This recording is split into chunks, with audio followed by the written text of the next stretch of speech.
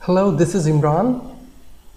Psychology grows official के platform से और आज हम एक न्यू लेक्चर स्टार्ट करेंगे जिसका नाम है analytical psychology of Carl Jung. यहाँ पर कार्ल जंग लिखा हुआ है, लेकिन जब हम इसको प्रोनाउंस करेंगे तो हम कहेंगे कार्ल यंग। लेक्चर स्टार्ट करते हैं जी। सबसे पहले थोड़ी सी बायोग्राफी है कार्ल यंग की कि कार्ल यंग कौन था, इसने साइकोलॉजी की फील्ड में क्यों आया ये, क्योंकि बेसिकली तो ये मेडिकल फील्ड से बिलोंग करता था। ये एक फिजिशियन था, मेडिसिन फिजिशियन, और इसने ये जो स्विट्ज़रलैंड से बिलोंग करता था। तो ये बेसिकली सिगमंड फ्राइड का एडमायरर था। सिगमंड फ्राइड को बहुत ज़्यादा फॉलो करता था। सिगमंड फ्राइड से आपकी जान पहचान होगी, हमने लास्ट कुछ लेक्चर्स में साइकोसेक्सुअल डेवलपमेंट का जिक्र किया था, और उससे पहले भी हमने सिगमंड फ्राइड के जो कॉन्शियस, प्री कॉन्शियस, अनकॉन्शियसनेस का भी जिक्र किया था। मेरे last 2 lectures totally Sigmund Freud के ऊपर बिलोंग करते हैं। अगर आपने उनके बारे में नहीं जाना तो मेरे वीडियो चैनल में जाकर उनकी वीडियोस को भी देख सकते हैं। तो स्टूडेंट्स, सबसे पहले हम यंग की थोड़ी सी बायोग्राफी के बारे में मैं आपको बता रहा था। ये बेसिकली सिगमंड फ्राइड का एडमायरर था और साइको एनालिसिस, ह्यूमन अनकॉन्शियसनेस को बहुत ज़्यादा एडमायर करता था। ये फ्राइड से मिला। फ्राइड से मिलने के बाद इसने फ्राइड के साथ लेक्चर भी डिलीवर किया और बहुत ज़्यादा फ्राइड को एडमायर करता था, जैसे मैंने आपको शुरू में बताया है।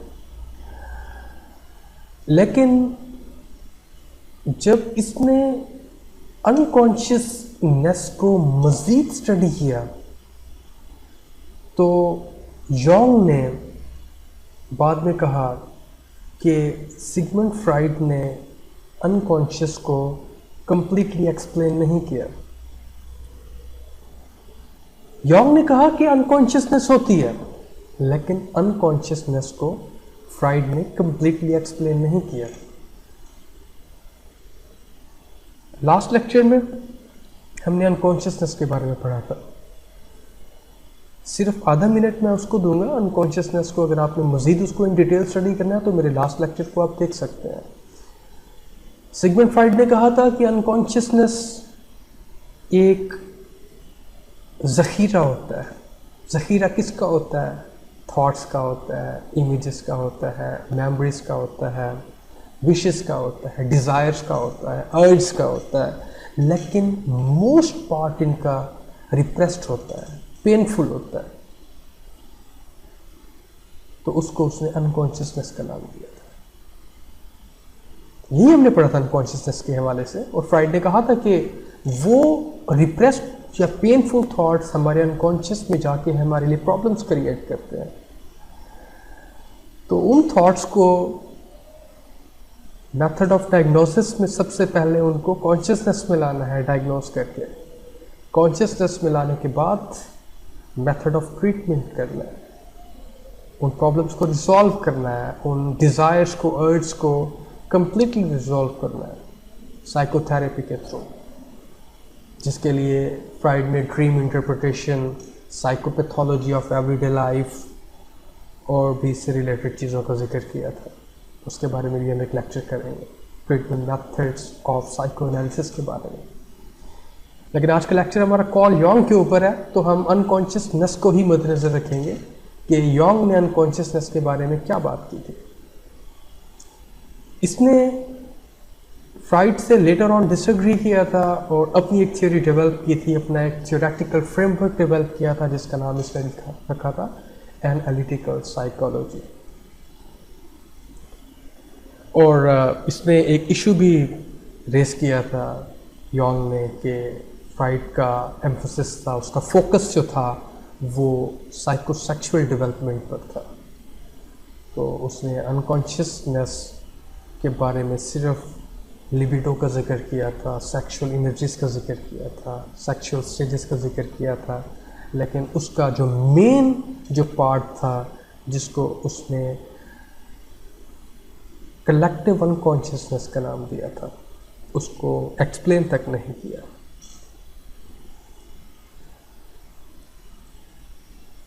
तो लेयर्स में डिवाइड किया था योंग ने अनकॉन्शियसनेस को, 2 लेयर्स में डिवाइड किया था, एक अपर लेयर और दूसरी डीपर लेयर। अपर लेयर में क्या कहा था योंग ने कहा था कि अपर लेयर जो होती है उसको पर्सनल कॉन्शियसनेस कहते हैं, और जो डीपर लेयर होती है उसको कलेक्टिव अनकॉन्शियसनेस कहते हैं। और ये 2 लेयर्स इंसान के अंदर एग्जिस्ट करती हैं, मौजूद होती हैं। तो इनको इन डिटेल स्टडी करना इंपॉर्टेंट है, और उसने इनकी डिटेल्स बताई थी। According to Jung, the personal unconscious contained the repressed wishes and desires, while the collective unconsciousness is inherited. Jung के मुताबिक पर्सनल अनकॉन्शियसनेस जो है उसमें हमारी रिप्रेस्ड विशेस और डिज़ायर्स होती हैं। ऐसी तमाम विशेस, ऐसे तमाम डिज़ायर्स जो हमारी कंप्लीट नहीं होती, जो हमारे लिए पेनफुल होती हैं, वो हमारे पर्सनल अनकॉन्शियसनेस के अंदर जाकर सेव हो जाती है। मिसाल के तौर पर एक स्टूडेंट है, मेडिकल की फील्ड में दिलचस्पी रखता है, इंटरेस्ट है उसको, डॉक्टर बनना चाहता है। अनफॉर्चुनेटली उसकी ग्रेडिंग अच्छी नहीं आती, उसका एडमिशन मेडिकल साइंस में नहीं होता, मेडिसिन में उसका एडमिशन नहीं होता। तो वो जो उसकी विश थी, वो जो उसकी डिज़ायर थी, वो उसके पर्सनल अनकॉन्शियसनेस के अंदर जाकर सेव हो जाएगी। उसको बार बार एंजाइटी क्रिएट करेगी, उसके लिए बार बार प्रॉब्लम्स क्रिएट करेगी। जब वो स्टूडेंट्स को देखेगा कि वो मेडिकल कॉलेज की तरफ जा रहे हैं स्टडी करने के लिए, तो उसके लिए वो चीज़ पेनफुल होगी, एंजाइटेड होगी। तो उसने उसको पर्सनल अनकॉन्शियसनेस का नाम दिया था। जबकि कलेक्टिव अनकॉन्शियसनेस के बारे में योंग ने बताया था कि कलेक्टिव अनकॉन्शियसनेस इनहेरिटेड होती है। इनहेरिटेड क्या चीज़ होती है? इनहेरिटेड ऐसी चीज़ें होती हैं जो हम एक्वायर करके आते हैं, जो हम लेकर आते हैं अपने साथ। कहाँ से लेकर आते हैं? अपने फोर फादर से लेकर आते हैं, अपने आबा व अजदाद से लेकर आते हैं, अपने बाप दादा से लेकर आते हैं, अपने पेरेंट्स से लेकर आते हैं। उसको उसने कलेक्टिव अनकॉन्शियसनेस का नाम दिया था। और कलेक्टिव अनकॉन्शियसनेस के बारे में मजीद इसने क्या कहा कि the experiences of forefathers and generations in form of certain patterns called आर्कीटाइप्स।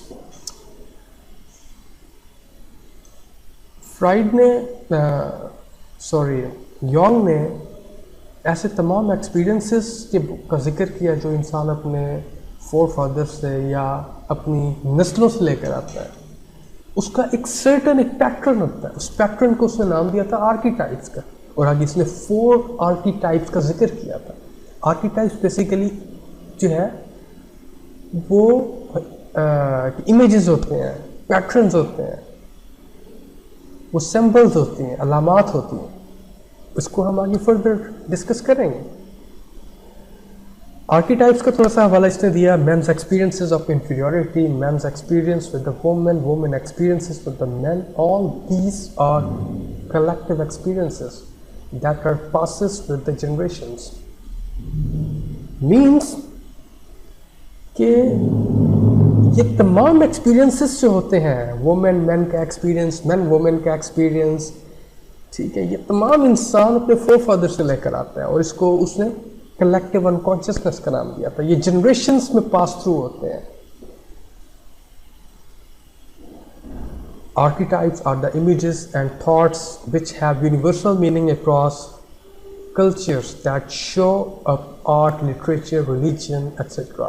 Jung called the ancestral memories images as archetypes. Yong ने कहा था कि आर्कीटाइप्स इमेजेस होते हैं, थॉट्स होते हैं। और इसको अब आप ये देखें, इंसान काफ़ी चीज़ें अपने पेरेंट्स से एक्वायर करके आता है या नहीं आता? आता है। रिलीजन, मजहब, अपने पेरेंट्स से एक्वायर करके आता है। अगर फादर मुसलमान है तो बेटा भी मुसलमान होगा, अगर फादर हिंदू है तो बेटा भी हिंदू होगा, अगर फादर जो है क्रिश्चियन है उसका बेटा भी क्रिश्चियन होगा, अनटिल कोई और चीज़ ना हो। तो यही चीज़ अगर नॉर्मली ये चीज़ चलती है, एक्सेप्शनल केसेस हो सकते हैं बाद में, लेकिन अगर ये चीज़ नॉर्मली चलती है तो वो इंसान पे फोर फादर से एक्वायर करके आता है। तो इन इमेजेस को, इन चीज़ों को, इन जो सिंबल्स को आर्कीटाइप्स का नाम दिया गया। Jung believed that the symbols from different cultures are often very similar because they have emerged from archetypes shared by the human race। वही सेम बात इसने की है। आगे 4 आर्कीटाइप्स का इसने जिक्र किया।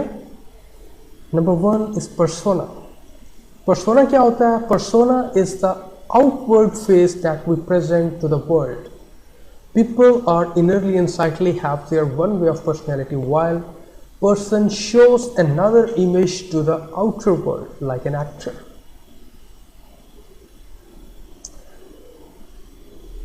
इसमें योंग ने आर्कीटाइप्स को फर्दर 4 इसकी एग्जाम में टाइप्स में डिवाइड किया था, जिसमें पहली उसकी टाइप का नाम इसने दिया था पर्सोना। पर्सोना बेसिकली एक मास्क को कहते हैं। एक मास्क जो हम अपने मुंह पर लगाते हैं उसको कहते हैं। मास्क पर कोई और फेस होता है, लेकिन मास्क के बिहाइंड जो होता है वो कोई और फेस होता है। Like an actor. एक्टर जो बेसिकली एक्टिंग कर रहा होता है, रियल में वो चीज़ नहीं होती, बट ही इज एक्टिंग। तो इसने कहा था इंसान जब इस दुनिया में आता है तो वो अपने फेस पर मास्क लगा कर आता है। वो इंसान जो है वो इनरली कुछ और होता है, और जो आउटर वर्ल्ड में होता है या जो रियलिटी में होता है वो कुछ और होता है। अपने आप को रियल शो नहीं करता, वो प्रिटेंड करता है कि वो अच्छा है, लेकिन अंदर से अच्छा नहीं होता वो। इसको बेसिकली उसने नाम दिया था पर्सोना का। सेकंड इज एनिमा और एनिमस। It is the mirror image of our biological sex, that is unconscious feminine in males and masculine tendencies in the woman। Anima और एनिमस बेसिकली इसने कहा था कि मेंस में जो क्वालिटीज़ होती हैं वो वुमेन वाली आ जाती है, और वुमेन्स के अंदर जो क्वालिटीज़ होती हैं वो जो है मेंस वाली ऑटोमेटिकली आ जाती है। कैसे? हम इसको पढ़ेंगे आगे। Each sex manifests attitude and behaviour of the other by virtue of centuries of living together. क्योंकि ये मैन और वुमेन एक दूसरे के साथ रहते हैं तो ऑटोमेटिकली एक दूसरे की हैबिट्स गेन करता है इंसान। ठीक है, मैन के अंदर अगर एग्रेशन ज़्यादा है तो वही एग्रेशन वुमेन अपने अंदर एक्वायर कर लेती है, और इसी तरह से वुमेन के अंदर कोई एक जो है क्वालिटी है या उसका कोई फ्लॉ है तो वो मैन एक्वायर कर लेता है, because they are living together. The psyche of women contains masculine aspects, that is animus archetype, and the psyche of man contains feminine aspects, that is anima archetype. तो ऐसे aspect जो एक women मर्दों वाले अपने अंदर डाल लेती है उसको एनिमस बोलते हैं, और ऐसे एस्पेक्ट्स या ऐसी जो हैबिट्स होती हैं जो ख़वातीन जो हैं, जो मेन जो हैं, आदमी जो हैं वो ख़वातीन वाले अपने अंदर डाल लेते हैं, उसको बोलते हैं anima archetype. Third is the shadow. This is the animal side of our personality, like identified. It is the source of both our creative and destructive energies. In the line with evolutionary theory, it may be the Jung's archetype reflect predispositions that one had survival values. Shadow is a third archetype. इस आर्कीटाइप में Yong ने कहा कि इंसान अंदर से हैवान होता है। इंसान की पर्सनैलिटी अंदर से लोगों को धोखाधड़ी करने के लिए इस्तेमाल होती हैं, डिस्ट्रक्टिव एनर्जीज होती हैं। और क्रिएटिव भी होती है, डिस्ट्रक्टिव भी होती है, ठीक है। लेकिन इंसान उसको अपनी रियल लाइफ में रिफ्लेक्ट इसलिए नहीं करता क्योंकि उसने उसी सोसाइटी के अंदर सरवाइव करना है, उसी सोसाइटी के अंदर उसने रहना है। तो उसने इसका नाम दिया था शैडो, कि शैडो में इंसान जो है वो बड़ा हैवानियत की किस्म का इंसान होता है, लेकिन रियल लाइफ में अपने आप को प्रिटेंड करता है कि वो अच्छा है। That is similar to persona, mask की जो मैंने बात की थी। तो शैडो भी इज लाइक पर्सोना, कि अंदर से इंसान एनिमल है बट उसके अंदर डिस्ट्रक्टिव एनर्जीज भी होती हैं, लेकिन उसने जो है सर्वाइवल वैल्यूज के लिए जो है वो उनको इस्तेमाल भी करता है।